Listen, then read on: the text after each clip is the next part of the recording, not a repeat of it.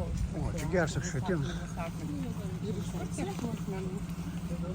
Einam į akmenų muziejų. Ar ne taip? Vienur už kitur gražiau. Čia tie akmenukai. Tai žemės jie neturėjo, žinoti, dariusi sklypelius, rinko ausiai, žinoti, dariusi. Nieks negyvena.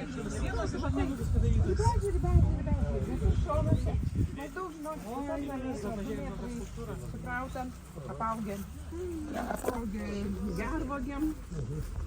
Gervogės rimti. Tai medinių tvorų kaip ir nėra. Ne, medinių nėra. Vien akmenų veslelė. Čia gal vėliau užlipsim, grįžtant, nusim fotosesiją. Pasidarysim, kad išeisim. Čia dalis tu. Čia ko gero, rūsys gal yra, ne?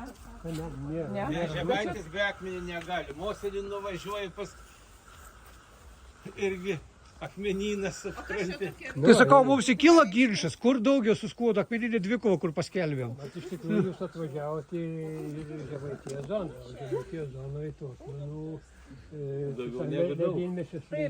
Pakraštys, kaip sakyt, slinkas sustoja ir ištirpa. Man panašiai ties skaudu, kažkur ten akmenėčiai užkliūdus akmenis, o kokiai dukėja, kur jau ten jau mažėtų akmenėlių.